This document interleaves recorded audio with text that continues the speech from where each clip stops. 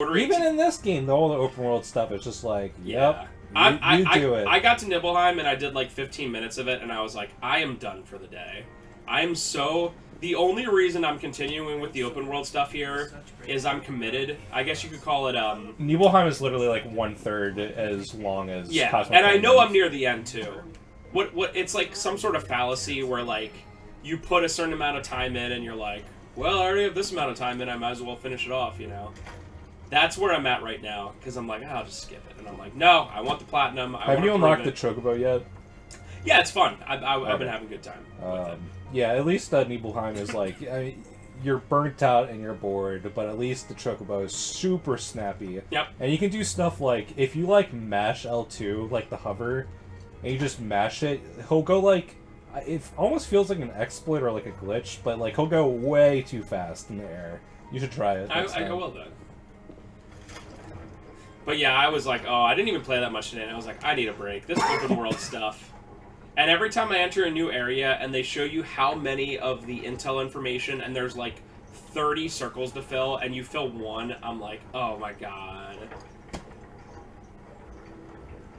And now, speaking of open world nonsense, I think it's Microsoft, but it might just be everyone in general, is like trying to go more in on like just general like AI driven like game development and stuff, and I'm like, everyone's all the soulless AAA companies. I'm like, oh yeah. EA has made a statement on it. That's right, EA was probably who I was thinking of. Ubisoft has made a statement on it. Square Enix themselves have made a statement on it. Do you know what my two least favorite words in gaming is for like the past 20 years?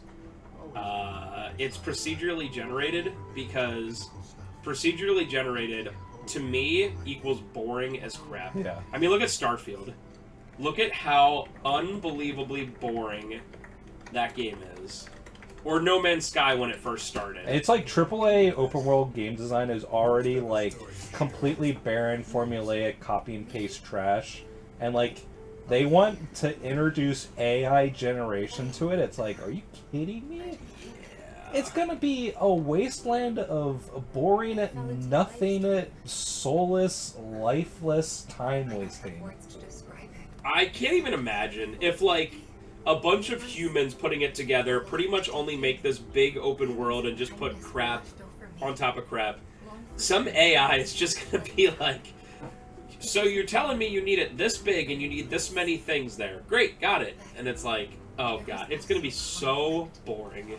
The only thing that could possibly be maybe cool is using like modern AI models to like influence NPC behavior. That could be cool. Oh, that'd be neat. Like just in terms of what they do throughout like their quote unquote day and using stuff. it for stuff like that would be cool, but that's like yeah, that'd be neat. If they like use AI to generate like game scripts and environments. Didn't they use AI or procedurally generated to do the NPCs in Starfield, and then they just ended up looking like so unhuman-like? Very ugly. All Bethesda games are like horrendously ugly, but then you take like their awful art style and then it just generate random crap on top of it. It's like, ugliest game. We've said it before about Final Fantasy VII Remake and Rebirth. Like, the main characters look absolutely amazing. You're seeing it right now. Look at that guy on the left. He looks so out of place compared to 10 out of 10 Tifa and 11 out of 10 Aerith. Even this guy looks like they put some time into it, but like... Look at any of the other guys that talk. It's like, it's so apparent. Bugenhagen, he's up there too, but compared to the main cast, it's... And it's funny because I would totally accept a game where all the characters look like that dude that was just randomly sitting there, but they put so much time and effort into the main characters that it is astoundingly different. It's just... I mean, you take quests from people that are like, hey, I'm NPC guy. I look a little off, and you're like, yeah. You can certainly... Like, look at that. When Cloud looks like that, you're like, oh my gosh. Yeah, there's like 3 tiers...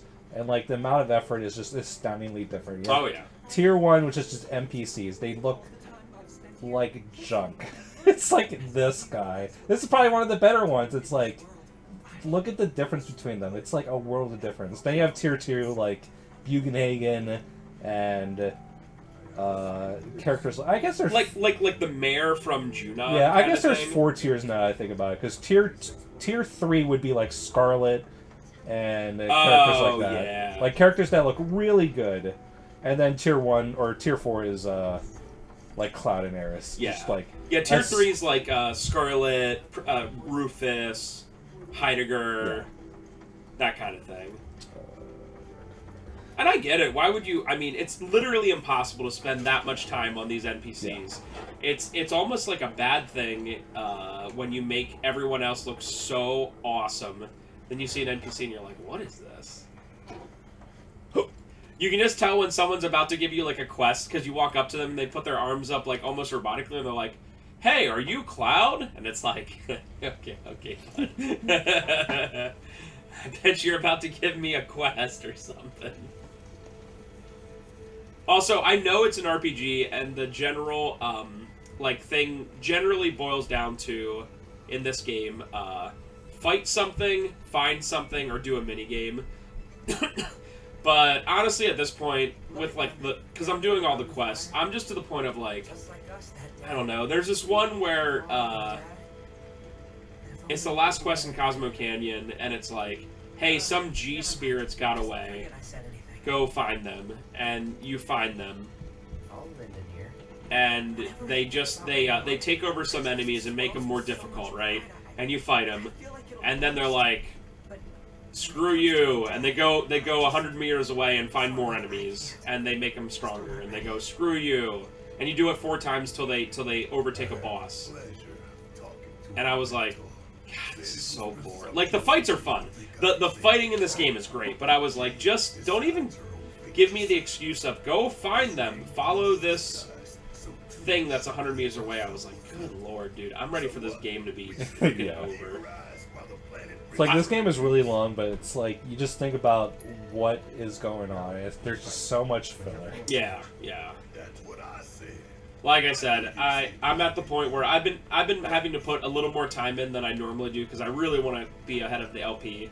And you can be smashing on your keyboard right now and being like, you did good. Then just skip everything. As David Lynch once said, no. I'm gonna keep doing it. I'm gonna keep complaining about it. Deal with it. But I don't know. Just I think once you get to Gongaga, I think that's the exact moment. From what I've been reading from people where they're like, all right, this game could end now, if you're doing everything. Especially that huge area. Especially, I finished Gongaga and Cosmo Canyon, and I still didn't unlock the Proto-Relic stuff in Corel yet. Luckily, when you can actually do that, it's like, getting Proto-Relic 3 and 4 takes like 30 minutes. So it's not like a big time investment, but the way that they do it is weird. So there's this, and it's just because one character shows up in between Proto-Relic 3 and 4 as like sort of a joke. It's like that's the only reason. Okay. I'm an ancient. There's this There's this mini game for the Proto-Relic in Cosmo Canyon. It's kind of like Fort Condor. Except for there's just one enemy in the middle, and you just kind of have to... Is this based off another, mini game or whatever? I'm not sure, but yeah, it's my least favorite part. It's kind of like Fort Condor, except for it's circular, and there's an enemy in the middle, and you have to... Called, Bits and Gambits or something? Gears and Gambits? Gears and Gambits. And you have to release these robots, and the robots have to fight him, and it's a rock, paper, scissors thing. And, dude, I don't know if you can show it off, if you don't mind, when you leave, just to show how much is on the screen. Did you do the hard mode versions of it? I did, and I'll explain that in a sec. So I started it up, and I was like, oh, I want to do the Proto-Relic. And there were so many menus and so much stuff on screen that I checked out. I just was literally like, I don't care. It was like, hey, here, welcome to this minigame. Step 1 of 3. Step 2 of 3. I was like, holy crap! So I just watched a YouTube video. I literally did. They were like... Yeah, I told Spencer to do that immediately. Because I did the first... I think I did all the normal level stuff with not, that much problems. but I did the hard mode like level 1. I was like, just got decimated. I was like, I'm looking this up immediately. Yep. I don't care. Well, so I watched the video by VII Productions, which is a base channel that has been around for literally like 20 years, and he does like almost only Final Fantasy VII related stuff, and I was like, cool. And he made it really simple. He was like, here's your loadout. So every single of the robots, you have like 5 different options of these buffs and debuffs you can do, and I was like, holy crap.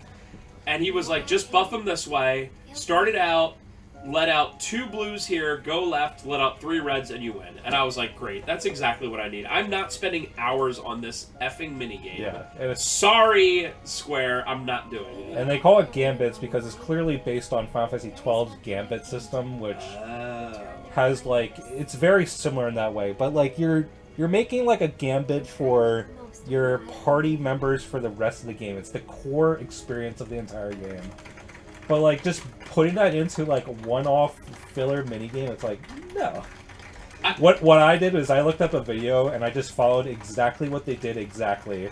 And I would watch, like, 5 seconds of the video, and then I would just replicate what they did. Yeah. And then I'd pause, and then watch another 5 seconds. Is that fun? No. But it also meant that the hard mode stage took me, like, 5 minutes. Yeah. It's like, screw you, game. Yeah. Yeah, I did the hard mode as well, because I was like, whatever, I'm going to have to do it.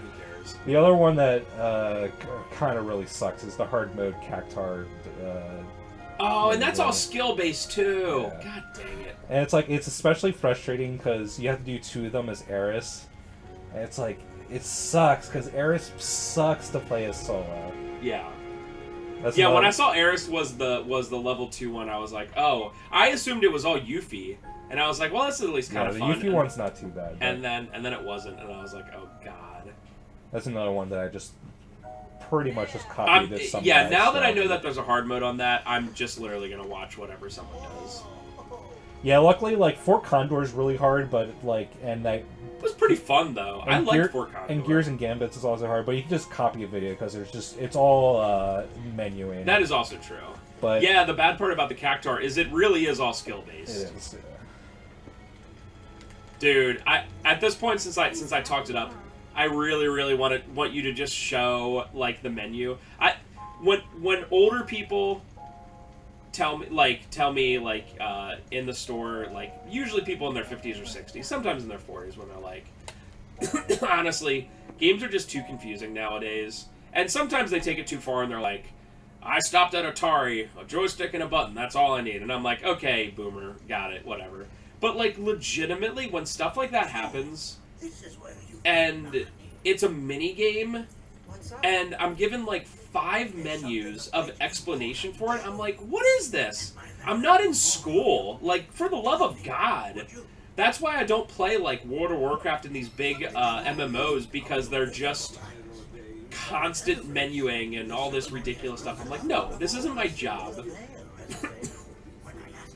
I have a hard enough time when you know, I have to go pay, like, my sales tax, and Pennsylvania's website is like, hey, we changed everything around. Here's this weird series of drop-down menus.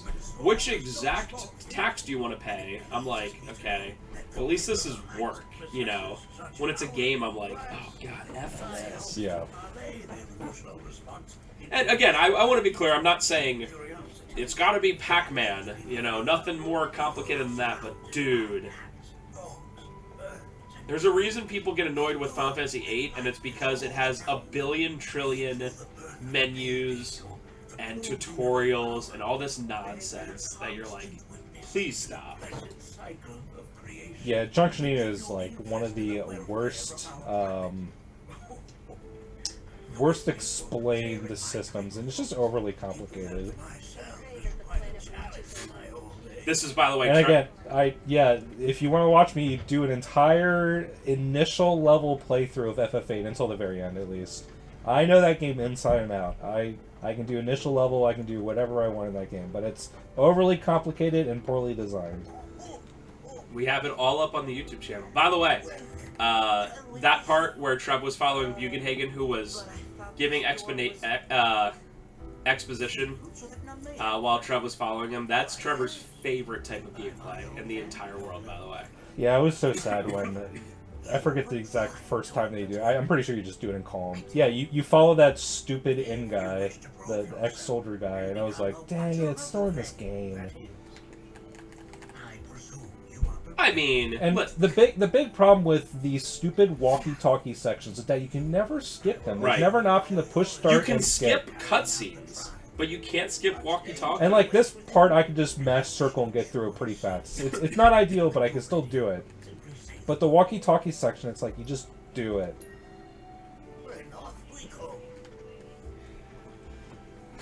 Unfortunately, some of the games that I play do have those, and even I am not a big fan. I mean, hell, even like... I know Resident Evil 3 Remake had a couple parts of that. I think some of the Resident Evil games even have that. And it's like, Resident Evil 3 Remake definitely does, because you follow Carlos and he's like, whoa. And actually, it's really annoying. I don't know why I know this, because I don't even care. But in the Resident Evil 3 Remake speedrun, you have to listen to those conversations, because while you're doing those like walkie-talkie sections, it pauses the in-game timer. So instead of you can push start and like skip the dialogues if you want, but then you advance the in-game timer too fast, and that's how they like time these speedruns. Oh my god! It's so stupid. Boy, that is. I mean, at least it's only an hour-and-a-half game, you know. That's why Resident Evil Village is based. Well, no. There is early on. There's a couple of those specific parts, but they're also like very story related. Yeah, it's pretty much at the very beginning, at the very end. Yeah, we don't talk about the very end. I can't wait till they. I feel like they got to be announcing Resident Evil 5 Remake or whatever the new thing is pretty soonish. I mean, if that one leak that I posted is to be believed, and even Bakwa Soup talked about it, the next remake is Resident Evil 1 again. Oh, yeah, that's right. I did read that. It was like... It was an ESL Twitter, so I kind of... But then again, I mean, Capcom is literally Japanese, so... I wasn't super sure about it, but... Who's gonna observe? I'll do it. I don't get it, because they have the Resident Evil 1 remake, they did the HD pack for it. It's a amazing game. I guess at this point, it's on PS4. The Resident Evil 1 remake is already over 20 years old, so... I think we are going to get to the point of remakes. Wonder if that's happening. Dude, Red 13, why? You really? Ready. It's also so weird where it's like... I don't understand why you only get one person. Like, there's no reason except for Bugenhagen's like, no, you get one person. They do pretty much clearly state that this is a trial for Red 13, and Cloud offers to help, but Bugenhagen declines because it would make it pointless, because Cloud, like, in, like, universe is, like, OP AF. Okay. And, Barrett is, like, the perfect, like, middle ground of, like, someone who would be helpful but isn't going to make the trial pointless. So I'm fine with that, personally. This is a pretty neat... It's kind of weird, my position on this part. I don't like the geese stuff, but I've been pretty hard on some parts where Spencer didn't really care about some stuff, but here, I'm kind of the #1 apologist for some reason. No, I like this. I like the being able to climb up on the walls. It's a little silly, but I like it. I enjoyed this part. Damn big spiders. I just thought about it. There's a chance that I'll be fighting the Materia Keeper in this game, and that's based.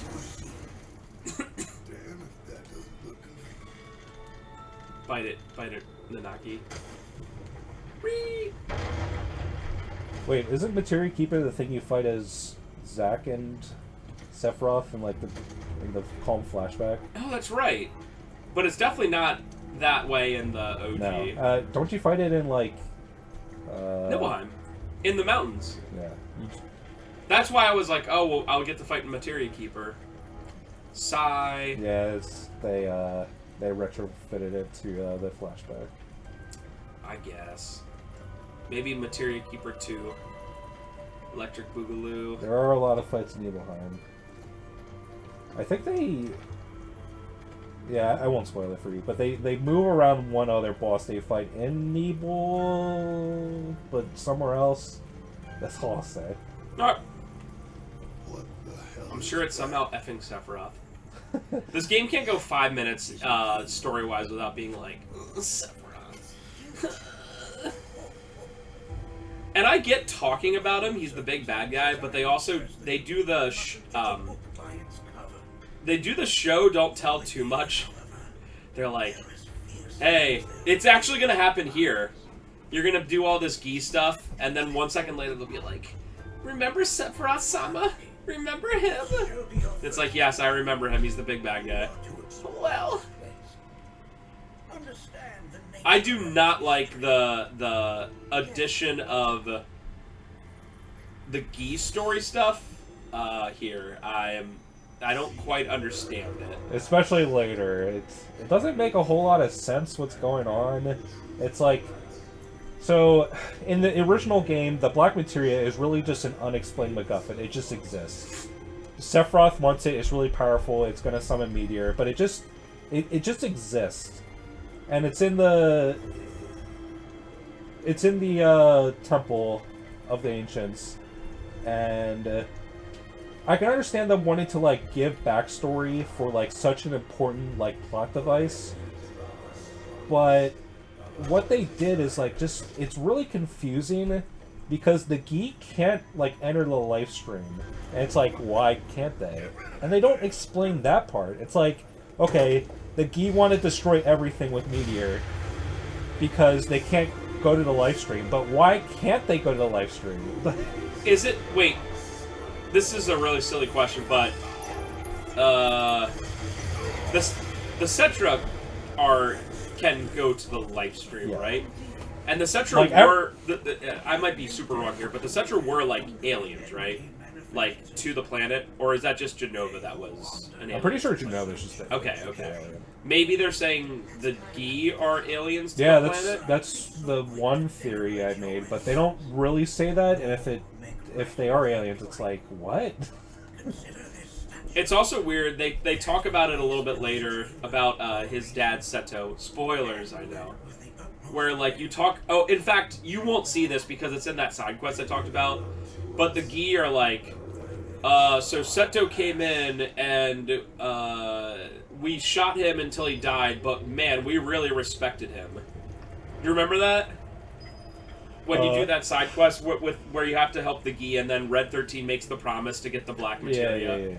Yeah. They literally are like, yeah, but he kept fighting, and man, we damn respected that dude. I'm like, what? And Red 13's like, yes, I'll help you, people who killed my dad. Absolutely. And it's like, oh god.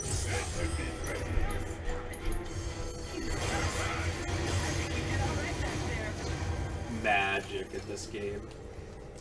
Sure does make mob enemies just incredibly disintegrated. Yeah.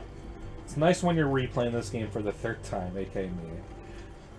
I just always kind of assumed the Black Materia was like yin yang, right? Holy exists, so the Black Materia exists, right? Yeah, and I'm not necessarily... There's good, there's evil, right?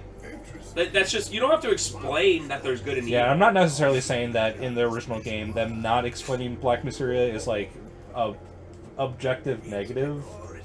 Because it could just be that in the past there's a huge materia that was really bad, and the Cetra knew that, so they locked it away in like the most secure place possible. It makes sense. But, you know, when you're making a remake trilogy and every game is 5 billion hours long, right, and they just have to draw everything out. Right. It's... On paper, it's like a good time to expand the lore.